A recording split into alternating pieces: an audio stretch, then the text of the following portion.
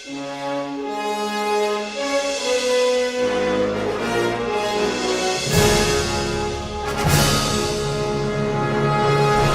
Hashem, aujourd'hui, on va parler d'un sujet qui est très spécial, très important.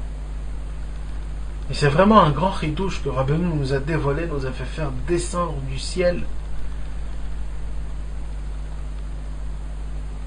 quelque chose vraiment d'important. Une nouveauté énorme. C'était quelque chose qu'avant on ne savait pas. Et Rabbeinu nous a dévoilé cette qualité et il nous l'a fait faire apprendre comme quoi elle est tellement importante. C'est quoi? C'est le frappement des mains. Je suis sûr que vous avez déjà vu les Chassidei de Breslev quand ils prient, ils frappent beaucoup des mains. Même si c'est dans la Hamida, en plein milieu de prière, quand on dit le Kaddish, quand on dit Yeshem Rabba, le claquement des mains. Et aussi quand un homme, Rabbeinu nous a beaucoup ordonné d'être joyeux et que la joie emporte nos pieds, c'est-à-dire qu'on puisse danser, et en rajoutant, en dansant, les frappements des mains. Il dit Rabbi Nachman, vous ne pouvez pas vous imaginer les choses que vous créez dans le ciel en haut quand un homme il a ce mérite-là de frapper des mains. Et Rabbeinu il a dévoilé dessus plusieurs torotes.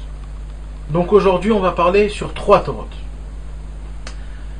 La Torah 44, 45 et 46. Ce sont 3 torotes qui ont été dites une après l'autre par Rabbi Nachman de Breslev. Et là-bas il dévoile un tout petit peu, vraiment un tout petit peu. C'est quoi, qu'est-ce qui se passe quand un homme il frappe des mains? Nous on sait, on croit, bon, frapper des mains.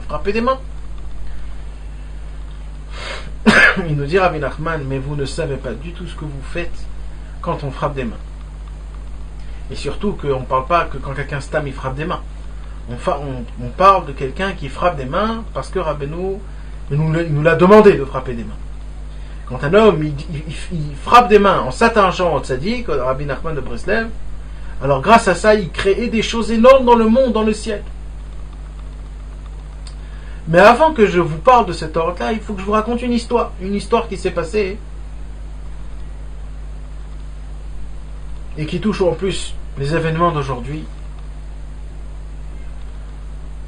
Comme vous savez, dans la politique, dans l'actualité aujourd'hui, il y a un décret qui est très grand, qui veulent prendre tous les jeunes, Bachouri, Shiva, les étudiants, et ils veulent tous les faire rentrer à l'armée.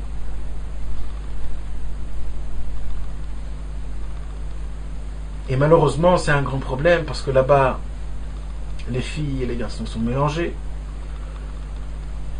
Et ils ne se conduisent pas comme un juif doit se conduire. Et il y a beaucoup de Chilul Shabbat. Il y a beaucoup de mauvaises choses.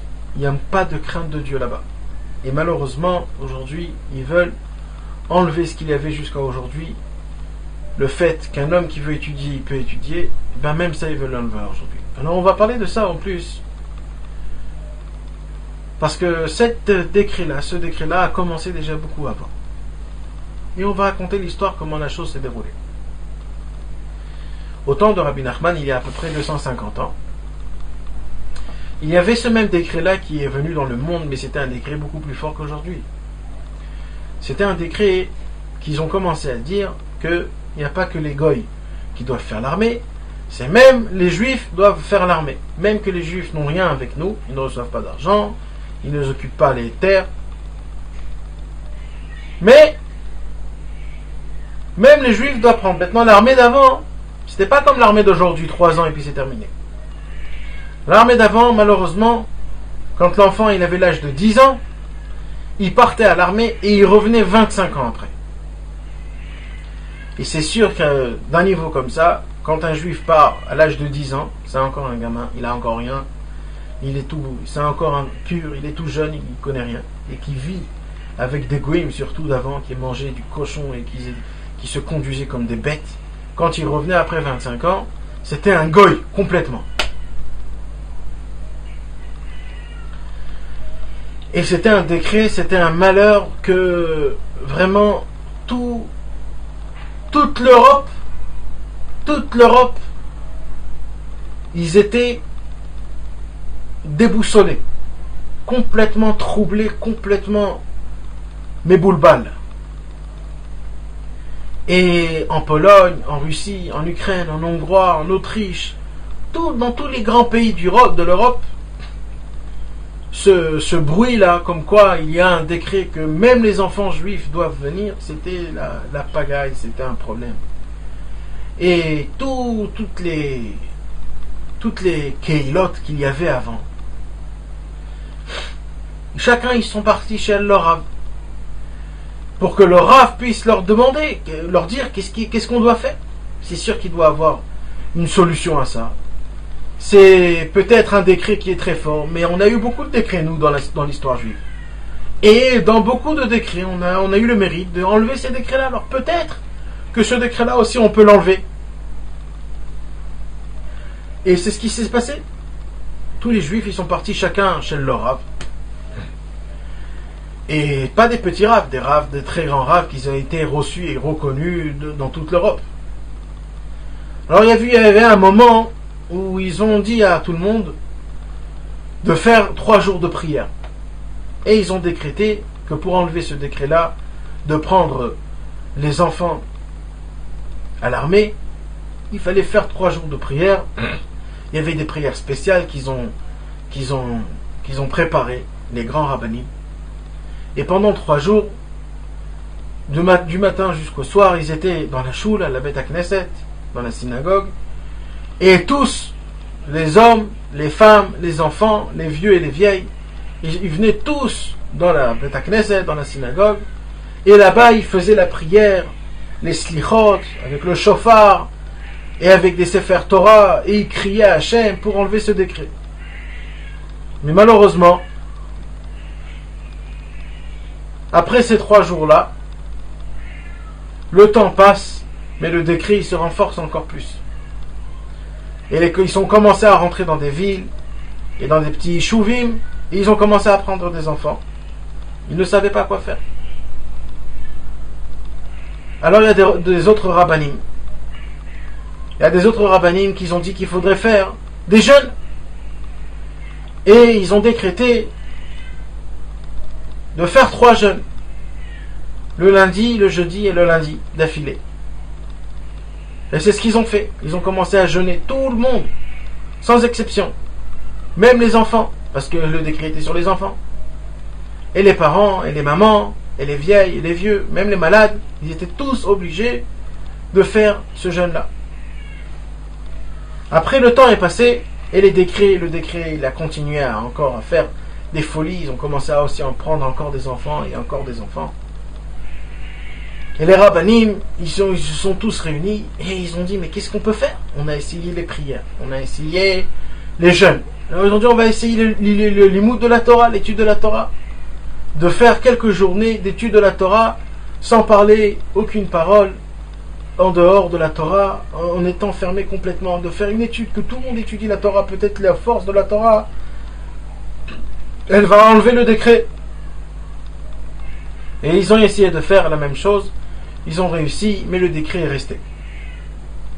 Et ils ne savaient pas quoi faire, et ils étaient tous déboussolés. Un des grands rabbinim, qu'il était important dans toute l'Europe, c'était un tzaddik, c'était le beau-père de Rabbi Nathan. Il s'appelait Rabbi David Tzvi Agadol. Le grand Rabbi David Tzvi. Et Rabbi David Tzvi, c'était un rav sur plusieurs dizaines de villes et de pays. Et il était vraiment, vraiment cassé. Il était brisé. Il a tout essayé et il voit qu'il n'y a rien à faire.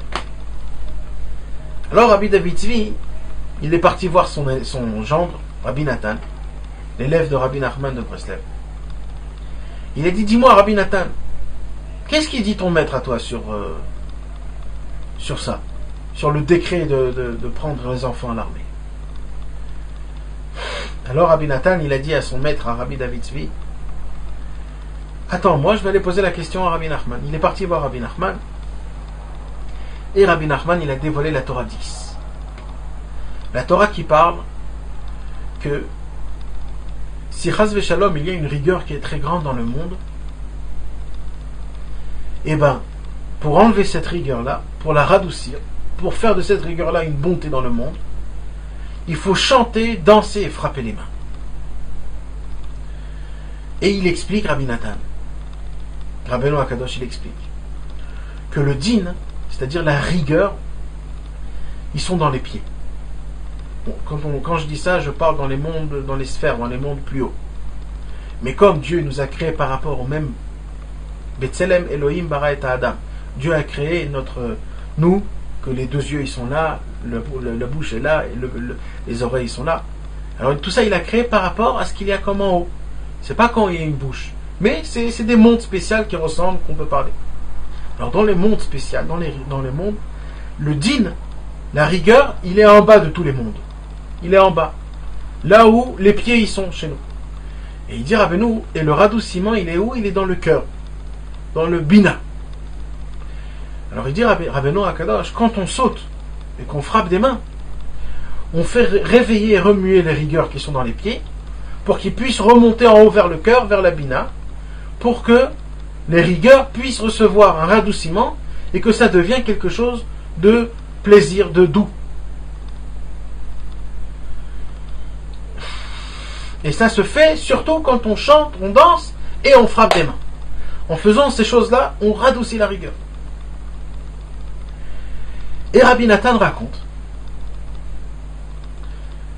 que Rabbi Nachman de Breslev, cette année-là où il a déclaré cette Torah-là, la Torah 10, et que le décret donc a été connu dans le monde et que le décret est sorti, Rabbeinu il a beaucoup dansé cette année-là, que c'était quelque chose qu'on ne voyait pas chez Rabbeinu.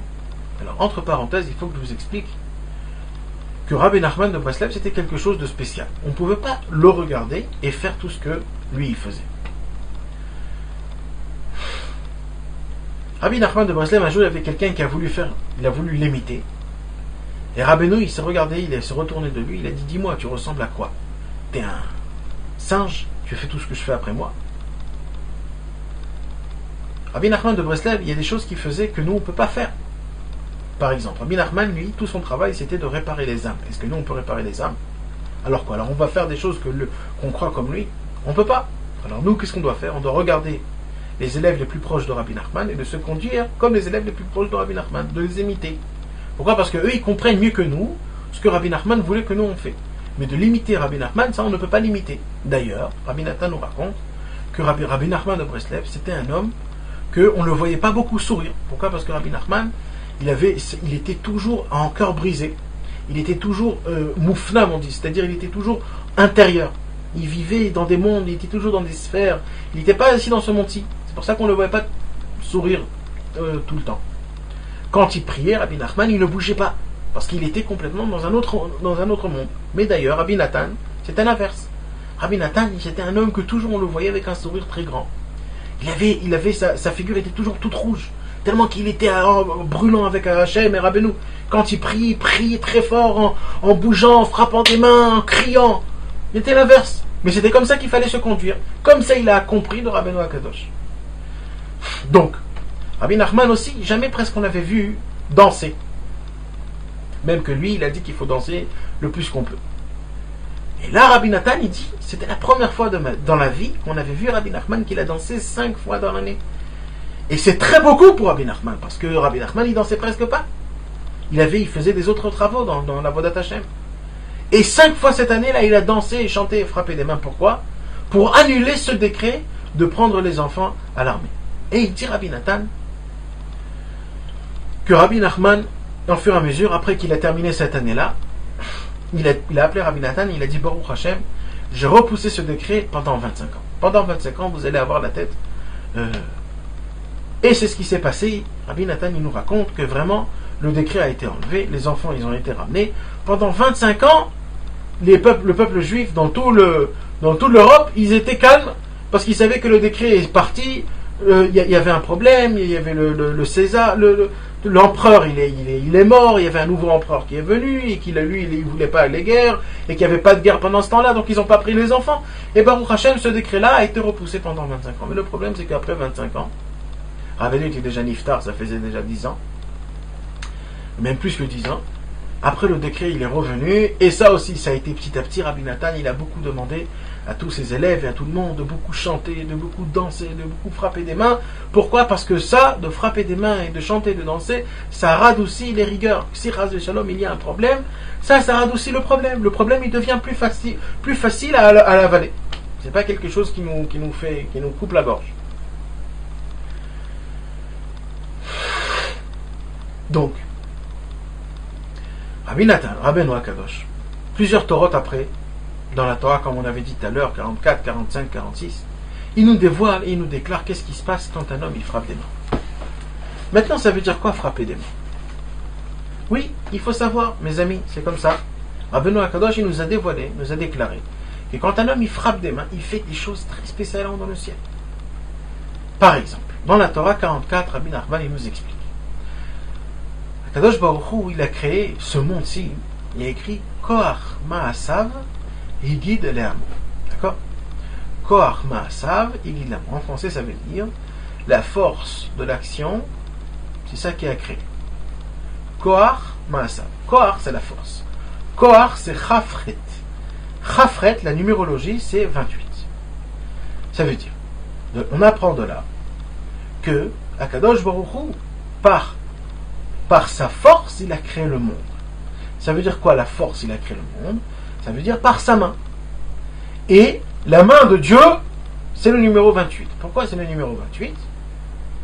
Nous, on peut le voir par rapport à nous. Parce que comme on a dit tout à l'heure que Dieu nous a créé par rapport à ça, comme c'est dans le monde en haut, comme c'est dans le monde en bas. Nous, dans nos mains, on a 28 os.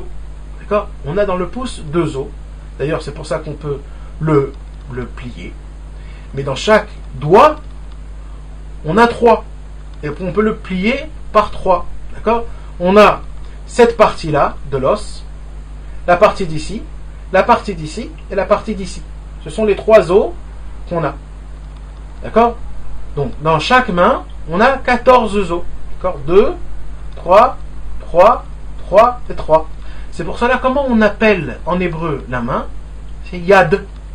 Yad, la numérologie de Yad, c'est 14. Pourquoi 14? Parce qu'on a 14 os, des os. D'accord? Donc, quand on fait 14 plus 14, ça fait 28. C'est ça, Koach Ma'asav. C'est ça la main de Dieu. La main de Dieu, une seule main de Dieu, c'est comme pour nous 2 mains de Dieu. Ça veut dire, lui, il peut faire chaque action que Dieu y fait, c'est double, comme nous on fait. Mais c'est normal que ce que je vous dis, c'est spirituellement, on ne comprend pas, c'est juste pour expliquer la chose. Maintenant, c'est écrit que Kadosh Baruch Hu donc a créé ce monde par sa main. C'est quoi sa main? C'est sa force, Koach, 28. C'est la force de Dieu, Koach Ma'asav. Maintenant, quand Kadosh Baruch Hu a créé pendant 7 jours le monde en entier avec l'homme, Kaviachol Kadosh Baruch Hu, il s'est retiré après. Et il dit maintenant, je laisse à l'homme continuer le monde. Et je veux voir maintenant comment l'homme, avec son libre arbitre, il va faire le monde. Et comment nous, on crée le monde? Il y a plusieurs exemples à ça. D'abord, quand un juif se conduit en faisant la Torah, alors grâce à ça, il met de la vitalité dans chaque chose. Une des choses les plus importantes, c'est quoi? C'est quand on fait le Kiddush Shabbat. Quand on est Shomer Shabbat, on fait montrer comme quoi les 6 jours sont passés et que maintenant on se repose. Et le Shabbat, du fait que je me repose Shabbat, je donne de la force à créer encore autres 6 jours. Et il y a encore 6 jours. Et quand après ces 6 jours passent, je fais Shabbat, je donne de la force à créer encore 6 jours qui vont passer, une autre semaine. Ça veut dire chaque Shabbat, il nous donne la force encore de 6 jours. C'est pour cela qu'à chaque fois que je fais Shabbat, je fais une autre semaine. Maintenant, Chas v'Shalom, quelqu'un qui ne fait pas Shabbat, il est compté comme mort. Parce que ce qu'il vit, il ne vit pas, c'est pas lui. Il vit parce que c'est un train de vie, c'est comme une bête, une vache qui vit, ça ne s'appelle pas une vie. Mais un homme qui fait Shabbat, il fait le Kiddush, en faisant le Kiddush, il déclare comme quoi Kadosh Baruch Hu a créé 6 jours et que le 7e jour il s'est reposé, alors grâce à ça il donne de la force à créer encore autres 6 jours et c'est l'homme qui fait ça. Maintenant, dans le monde aujourd'hui, on voit qu'il y a la nature. Kadosh Baruch Hu a créé, soi-disant, Kaviachol, la nature pour nous faire montrer comme quoi il s'est caché et qu'on ne voit pas Dieu. On voit que quand on prend une plante, on prend une graine, on la met dans la terre, grâce à ça, il pousse un arbre, et c'est l'arbre qui fait des fruits, et l'arbre, il a besoin de pluie, il a besoin de soleil, il a besoin de vent, il a besoin d'être dans un endroit spécial, et comme ça, le monde, il se tient comme ça, et que si je vais aller travailler, je vais gagner de l'argent, grâce à l'argent, je vais m'acheter du pain, et grâce au pain, je vais être rassasié, grâce au rassasiement, je vais aller dormir, quand je vais aller dormir, je vais me réveiller, je serai plus fatigué, et comme ça, il y a une sorte de routine que Akadosh Baruch Hu, il a fait faire, qui nous fait montrer comme quoi le monde peut continuer comme si que rien n'était, comme si que c'est pas Dieu qui fait, c'est la nature. D'ailleurs, il y a des gens, des complètement dingues, les goïms, ils croient que le monde il tient depuis des milliards d'années, que c'est à cause d'une explosion, des bêtises pareilles. Mais ils ne savent pas que tout est Dieu. D'ailleurs, de là, il y a Dieu, Kaviarol, il s'est caché sur la nature, et que le monde il peut se dérouler avec la nature.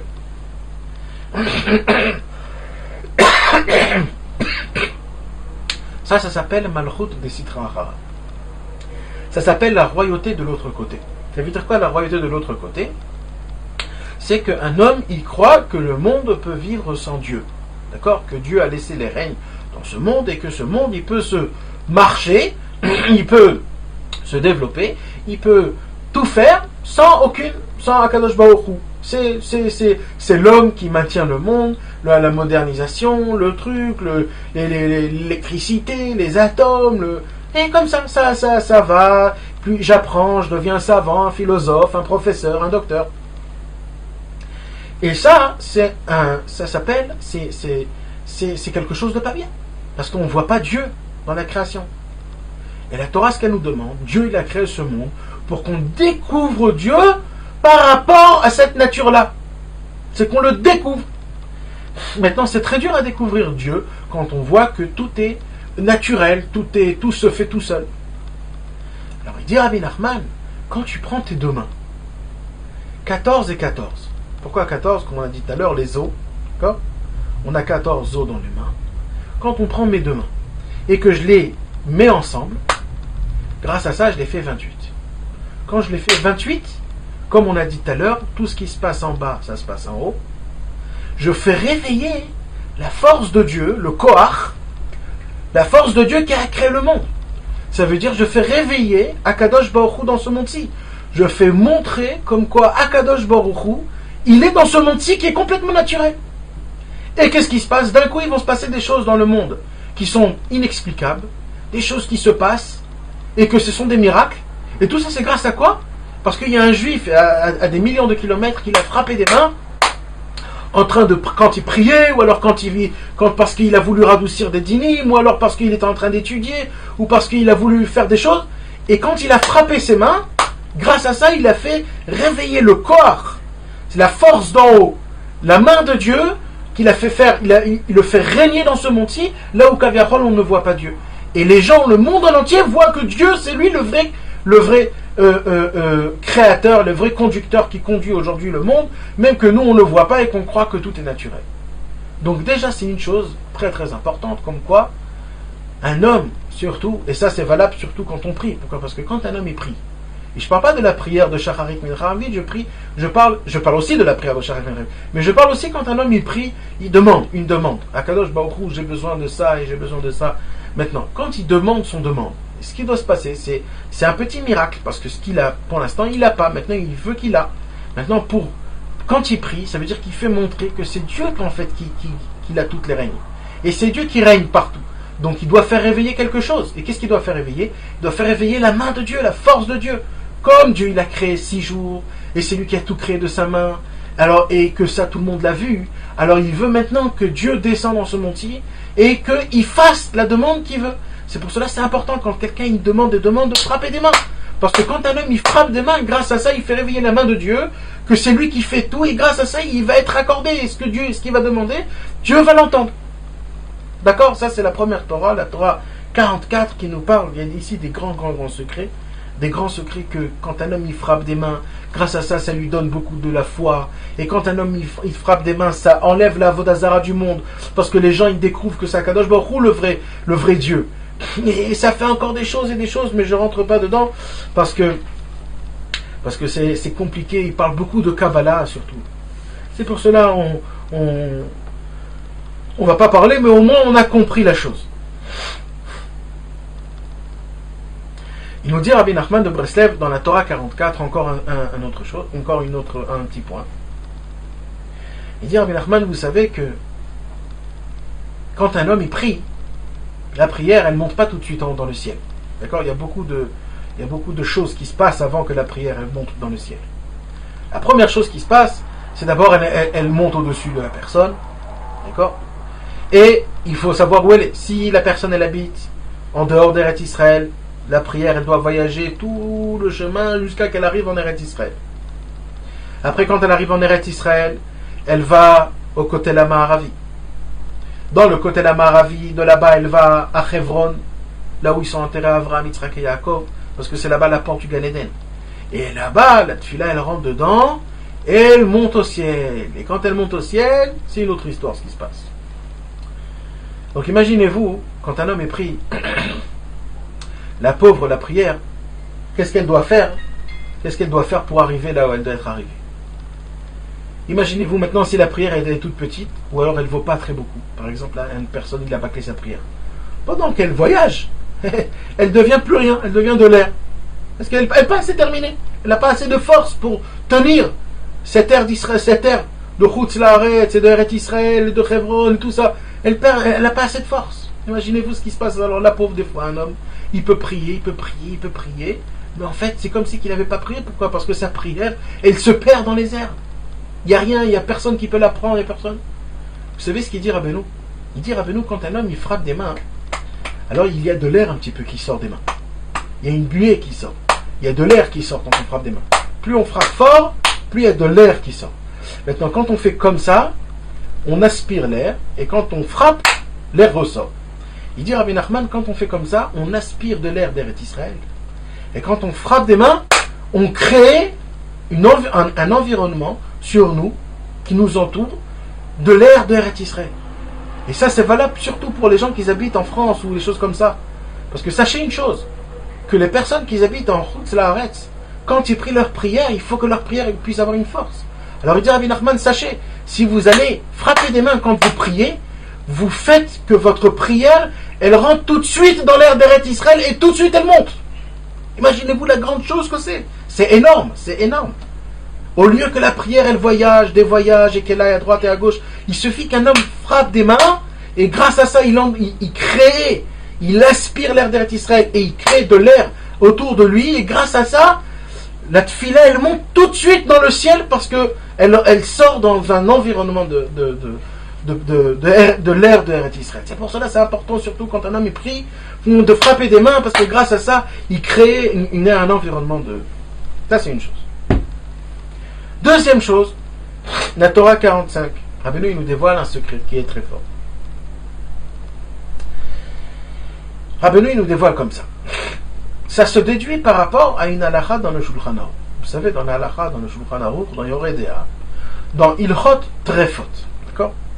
Il y a beaucoup d'halakhot que la Torah nous a enseigné sur quand on fait la shrita, quand on égorge un poulet ou quand on égorge un agneau ou une vache. Ça ne suffit pas juste de l'égorger pour qu'on puisse la manger tout de suite. Après qu'on égorge la vache ou le poulet, il faut faire une bdika. C'est-à-dire qu'il faut faire la bdika pour voir si la bête, elle est pas malade. Si elle n'avait pas de problème dans son cœur, dans son cerveau, dans les poumons, dans chaque chose. Et c'est pour cela que le shochet, après qu'il a égorgé la tête, il faut qu'il rentre par exemple sa main dans les poumons et il touche tous les poumons pour voir que les poumons sont lisses et qu'il n'y a rien de problème, il n'y a pas de cheveux ou alors des petits gluants qui sont... Si c'est comme il faut, c'est ça que ça s'appelle glatte. Ça veut dire, si les poumons ils sont lisses comme il faut, c'est glatte. Ça veut dire quoi? C'est glatte, c'est khalak, c'est lisse, il n'y a aucun problème.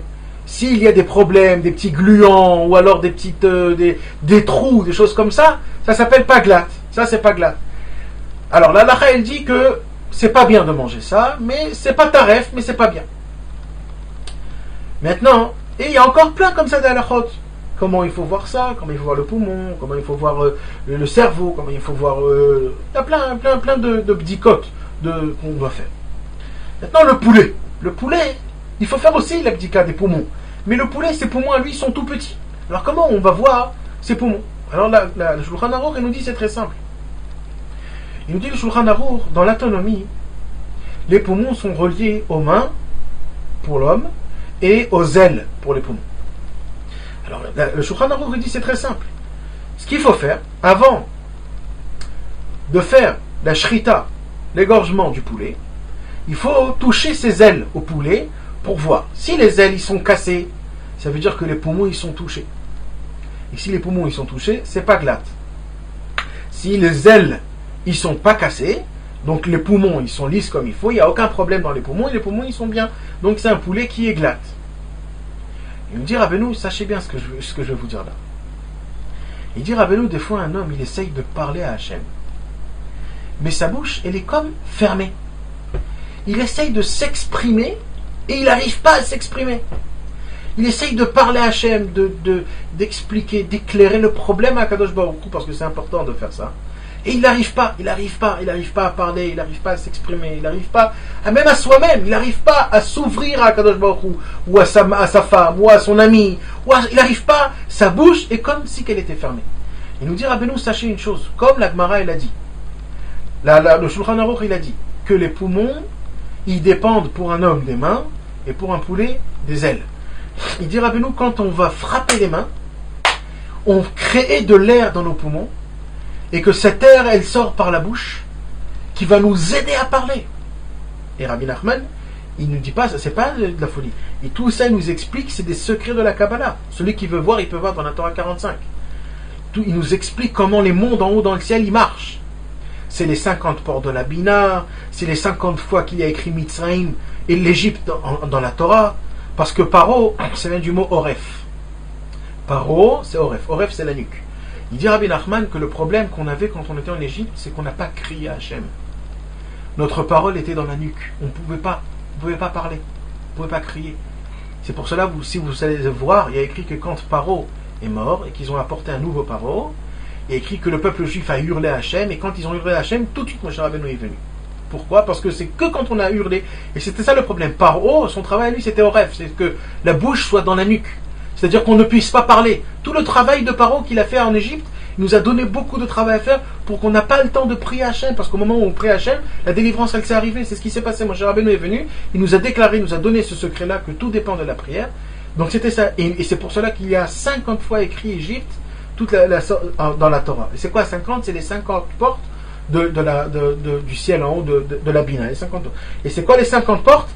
Il nous dit Rabbi Nachman, c'est 5 fois 5, les 5 mains qu'on a, 5 fois 5, quand on frappe des mains, ça crée 50, on ouvre toutes les 50 portes du monde, et tout ça, on rentre, et le port de la Bina, c'est dans la bouche, et on ouvre la bouche, et comme ça, on crée le cri de la bouche, que grâce à ça, on a notre délivrance. Donc, imaginez-vous ce que ça fait quand un homme, il sent, quand il va faire il des doutes, qu'il n'arrive pas à parler, il faut qu'il commence à frapper des mains en s'attachant au tzaddik, comme quoi le frappement des mains, ça nous fait réveiller, ça nous fait revivre le poumon pour que l'air il ressort et qu'on puisse reparler.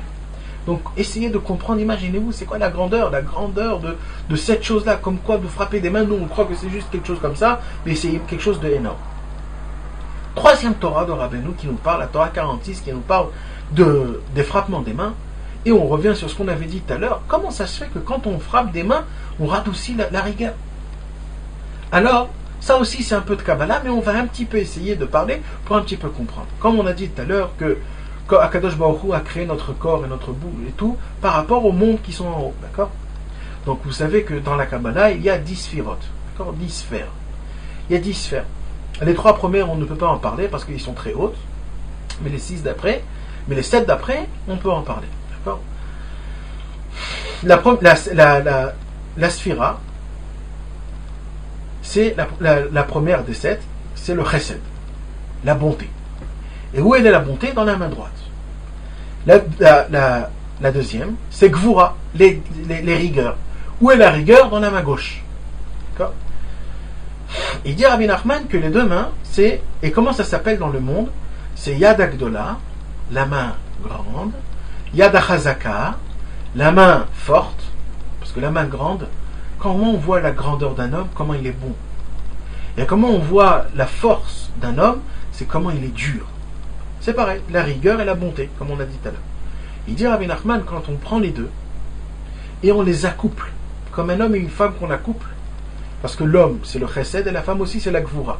quand on accouple les deux mains, on les met ensemble, on les réunit ensemble. Grâce à ça, on crée une troisième main qui s'appelle Yad Harama. La main qui règne. Le pouvoir de la main. Et c'est l'union entre le chesed et entre le din. C'est l'union entre la bonté et la rigueur. Et quand on prend ces deux mains et qu'on les réunit ensemble, on crée une nouvelle main.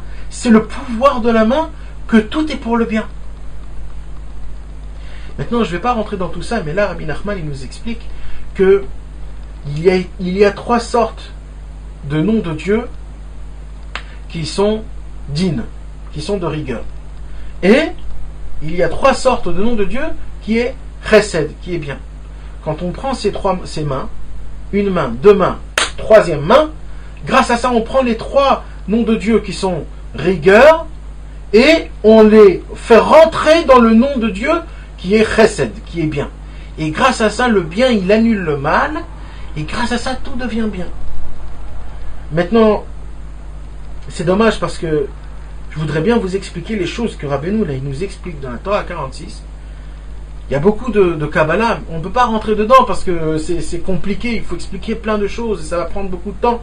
Mais je peux vous dire une chose, que Rabbeinu, il nous fait montrer, mamash, dans les yeux, mamash, il nous arrive à nous faire comprendre que le fait qu'un homme, il réunit ses deux mains en une seule main, et qui fait, grâce à ça, il fait faire que on prend la main droite, et c'est la main droite qui se renforce contre la main gauche, en frappant des mains, juste en frappant des mains, grâce à ça, on crée un radoucissement d'une rigueur qui est énorme. Et c'est ça, ce qu'on avait dit tout à l'heure, et on revient sur l'histoire de Rabbi Nathan, que Rabbi Nathan, lui, à chaque fois qu'il avait des problèmes devant Rabbeinu, qu'est-ce qu'il a pu faire pour en frappant des mains, combien de dîmes il a enlevé sur lui. C'est pour cela, mes amis, maintenant, ceux qui habitent en France, au Canada, ou là où vous pouvez être, en Belgique, je peux vous dire une chose, c'est très très important, n'ayez pas honte de frapper des mains quand il y a des problèmes, ou alors quand un homme il prie, ou alors quand un homme il veut étudier et qu'il se sent pas bien, ou alors quand un homme il veut ouvrir sa bouche, il veut essayer de créer quelque chose, il voit que sa bouche est fermée, qu'il n'arrive pas à se... Quand un homme il frappe des mains en s'attachant au tzaddik, grâce à ça il crée, il bouge le monde en entier. Il fait montrer comme quoi Akadosh Baruch Hu, il redescend dans ce monde-ci, c'est lui le Dieu, c'est lui le roi, c'est lui que tout est dans ses mains. Et ça c'est grâce à nous, juste en frappant des mains.